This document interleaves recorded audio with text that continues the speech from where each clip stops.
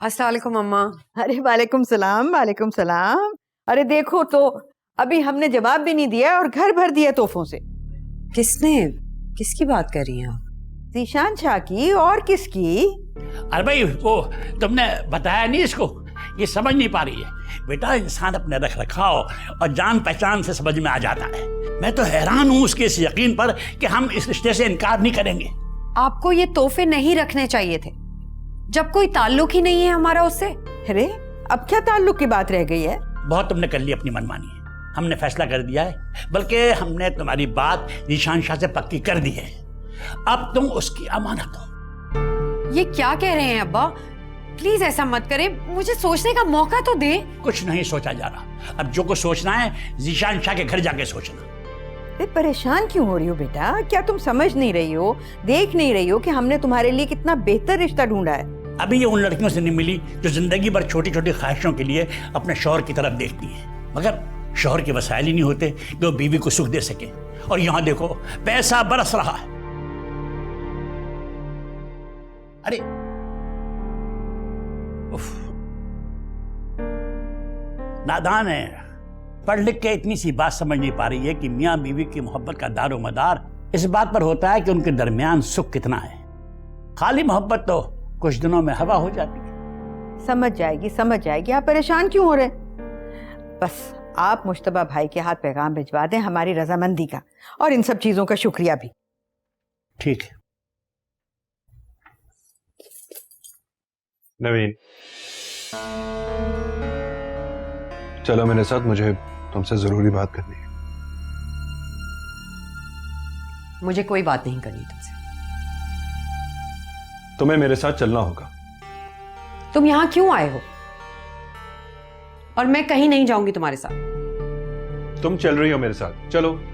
Arif, please. जब मुझे तुमसे कोई बात ही नहीं करनी तो फिर मैं क्या बात करूंगी तुमसे?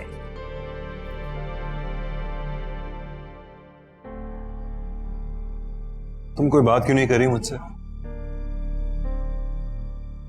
यानी तुमने फैसला कर लिया कि तुम जीशान शाह से शादी करने लगी हो? हाँ, कर लो। उसकी वजह से तुम्हें रुपया, पैसा, आज़ाइश सब मिल जाएगा। और तुम भी सुमेरा से शादी करो। बहुत परफेक्ट चॉइस है तुम्हारे लिए। और तुम मुझे यहाँ क्यों लाए?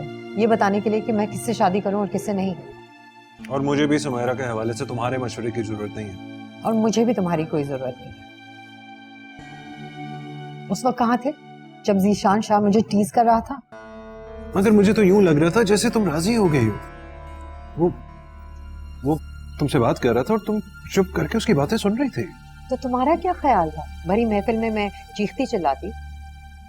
तुम्हें चाहिए था तुम आके मुझे वहां से ले जाओ, लेकिन तुम तो सुमेरा के साथ एंजॉय कर रहे थे। देखो नवीन, मुझे लग रहा है हम दोनों बहुत बड़ी बदगुमानी का शिकार हो रहे हैं।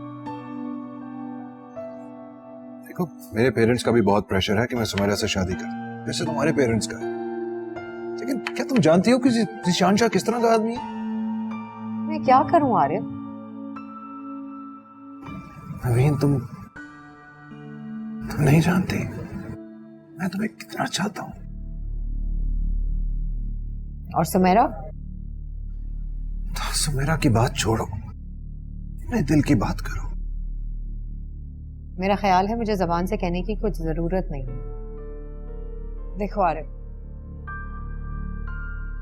अब्बा मुझसे बहुत नाराज हैं। उन्हें मेरी तरफ से इतनी मुखालफत की उम्मीद नहीं थी। आखिर मैं किस उम्मीद पर इतना बड़ा स्टैंड लूं? मैं तुम्हें अपनी जिंदगी का हमसफर बनाना चाहता हूं, बस इस वक्त मेरे हालात ऐसे नहीं है। और मैं ये भी जानता हूं कि जीशान शाह के होते हुए हमारे वालिद मुझे कभी तरजीह नहीं देंगे। लेकिन फिर भी नवीन, मैं उनसे एक दफा बात करना चाहता हूँ। कम से कम उनको ये बताऊं तो सही कि जीशान शाह किस तरह का आदमी।